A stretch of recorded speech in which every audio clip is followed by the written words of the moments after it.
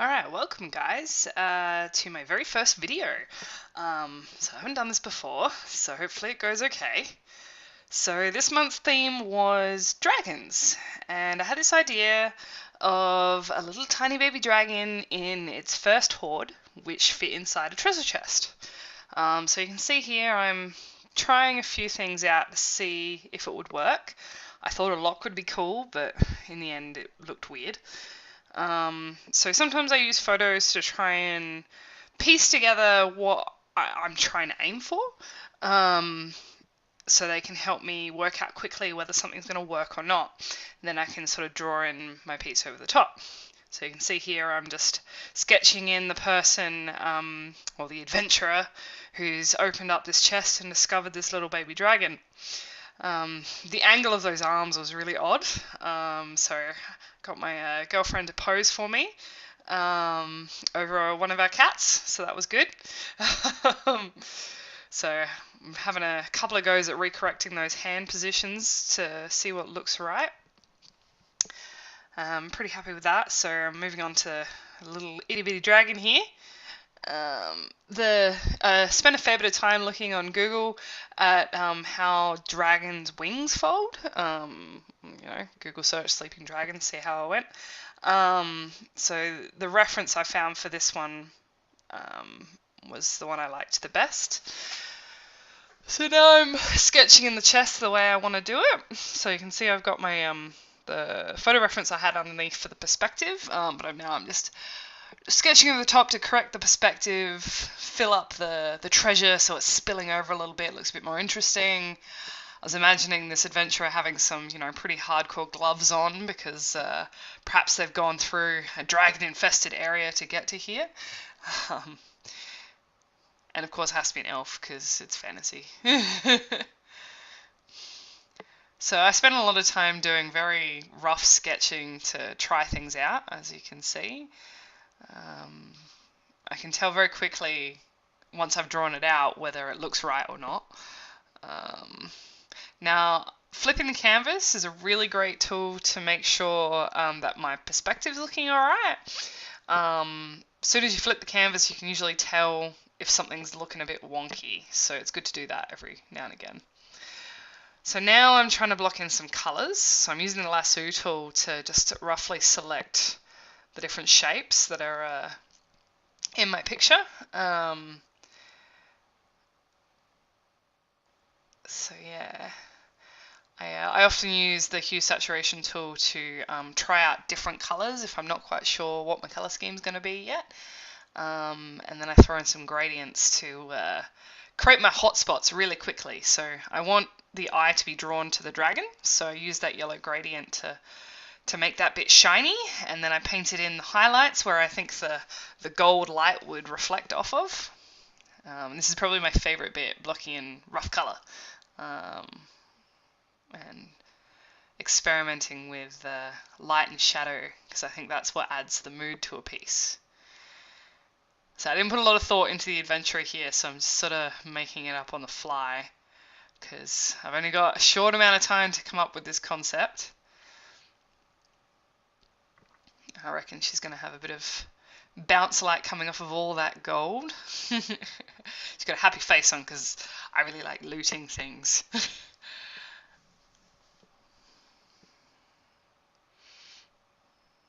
So now I'm just trying a couple of different vignettes, so using more gradients to create more mood. And onto the dragon, getting some highlights in on that dragon. So what I'll do, once I've roughed out a picture about this far, I'll drop in a fill layer over the top, and I'll just sort of lower the opacity so you can still see the underneath picture, but it's concealed a bit so that I can then do some fresh lines over the top. Makes it easier to see what's going on. So now I'm spending some time really working the detail of this little guy. I like his little face, it's so cute. I always get caught up on doing little claws on the wings because I imagine they're extra grippy claw bits. This is what you signed off for, me waffling about my drawings. You've never had to hear this before. It's kind of fun. So yeah, now I'm putting in some coins and some gems. Imagine it's like a little teddy bear for this dragon, like a comfort blanket. Um, yeah, get a bit more of that treasure in there. Not really sure. Oh, I see. I'm blocking in the dragon a little bit more to hide some of the sketchiness underneath. Get some highlights going on. I'm recording this audio now after painting because I thought very first video I'd start with one thing at a time. Maybe next time I'll get really good and I'll talk to you while I'm painting. So the chest was really interesting because I've been practicing my perspective. So all of the wood grain had to line up, and that was I had a lot of that in mind. And it's a spiky chest because, you know, dangerous chest maybe. I don't know.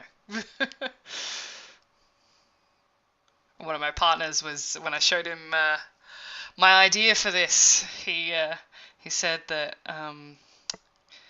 could imagine that big dragons only have hordes of loot because they're trying to recreate the comfort of their youth. What it made me think of was, I wonder how the dragon got in the gold chest in the first place. Maybe they're like possums, which here in Australia can get into everything. Or at the very least, my cat can get into everything. So now I'm drawing some detail on the gloves. Again, was sort of just making this up out of nowhere. Sort of some heavy plating and some leather straps, because you never know what you're going to find when you open up a chest. Sometimes when I'm gaming, they have mimic chests, which you think's got loot inside, and you open it up and it's actually a monster and it tries to kill you. This guy at least is asleep. So I'm going in, and as I'm drawing these lines in, I like to do heavier lines to insinuate some hard shadows. That's my my comic book aesthetic coming through there. I like to vary the line values. I'm not very good at doing all thin. Really filling out all these coins now. Get some more spillage. One of my art teachers always talks about the fact that overlapping shapes make for more interesting pictures and sell your perspective a much more. So that's why I tried to have her elbow overlapping the corner of the chest so you could see that there was depth there, and why I've got all these other bits of chain hanging over the edge to try and sell the 3D aspect of it. I had to pause the video as I was making it a couple of times so I could go refresh my drink. But generally I sit as long as I can for 3 hours. You know, it's just food, drink and toilet breaks, and if someone stops to talk to me. Look at that cute little elf. I think she wants to take the dragon home. I know, dragon would be great loot. So yeah, the sketching part of the process helps tell me a lot of what's going on. So just then I'm playing around with changing the hue of my lines. So lately I've been trying to avoid using hard black. So even if I sketch in black, I'm lightening my lines and making them warm. So it sort of blends into the image a little bit more, and it's not so like harsh. Also means that now the dragon is the only thing in black, and again that helps draw your eye to it. So now I'm just cleaning up my adventurer, giving her a few more highlights, so you can see that the places that you're going to look are going to be her fingers, her hands, her shoulder. Sort of push some of the other stuff into the background. Block in some of the colour on the chest now. Really sell some of that light and shadow. The rest is really just filling it in at this point. Make that gold look really gold.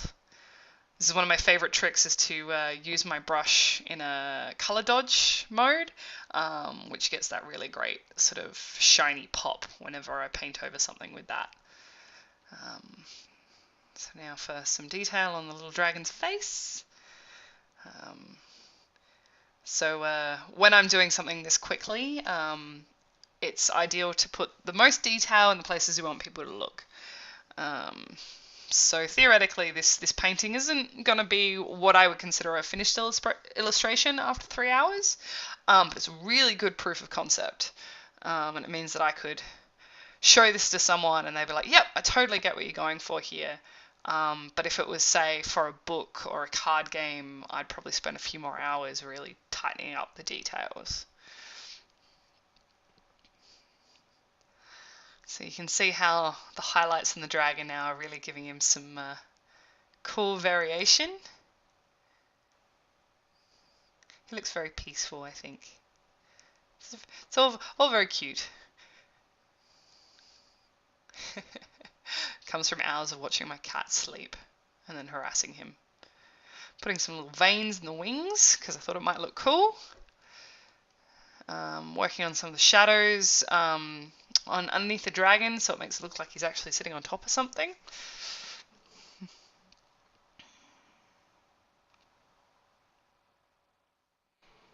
Getting pretty close to being happy with this now.